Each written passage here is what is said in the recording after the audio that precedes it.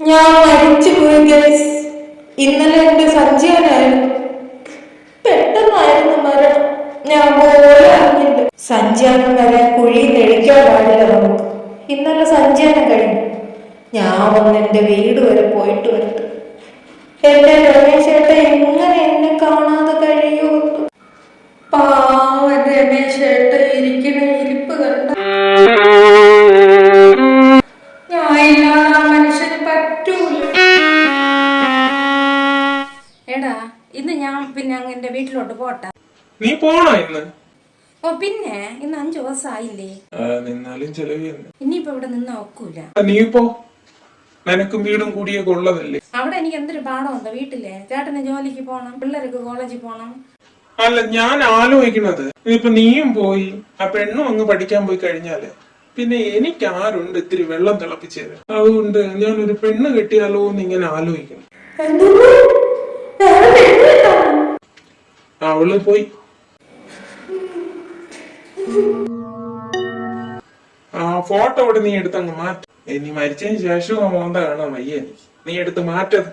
ഈ 5 ദിവസം കൊണ്ടാണ് മനസ്സമാധാനം എന്തിനെന്നറിയണം. നേരെ ശ്വാസം വിടണം. അതുകൊണ്ട് ആ ഫോട്ടോ എടുത്ത് മാറ്റ്, കാണാൻ വയ്യ. എന്റെ 16 അടിയന്തരത്തിന് മുന്നേ അവന് പെണ്ണ് കെട്ടണം.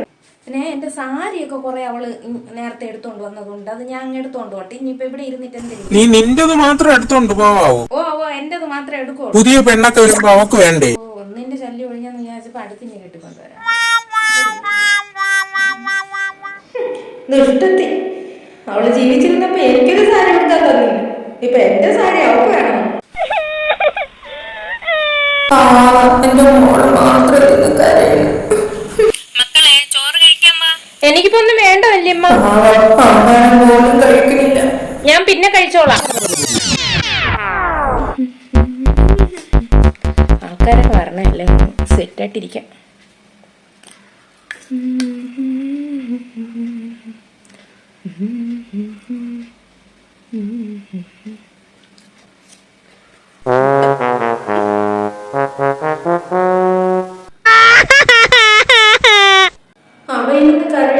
നീ ഇങ്ങനെ വിഷമിക്കാതാടാ പോയത്. 25,000 രൂപയും കൊണ്ടാണ് പോയിരിക്കുന്നത്. കഴിഞ്ഞ ആഴ്ച ഞാൻ ചോദിക്കും, എടി ആ പൈസ എനിക്ക് അത്യാവശ്യം തരാളെ പറഞ്ഞിട്ട് തരാളെ സാമദ്രോഹി 25,000 രൂപ തന്നിട്ട് പയ്യാ പോര്. കുടുംബശ്രീയിലെ സെക്രട്ടറി മരിച്ചു അല്ലേ? അതെന്നെ മരിച്ചുപോയി. ഞാൻ ഇത് കണക്ക് നോക്കുകയാണ്. എല്ലാം കള്ളക്കണക്ക് എഴുതി വെച്ചിരിക്കണം. ഒരു കണക്ക് പോലും ഞാൻ തെറ്റിക്കാതിരുന്നതാണ്. അവൾക്ക് വെട്ടിക്കാൻ വേണ്ടി അവള് പറയണ. ഒന്നും കാര്യല്ല. ഞാൻ തിരിച്ച് കുഴിയിൽ തന്നെ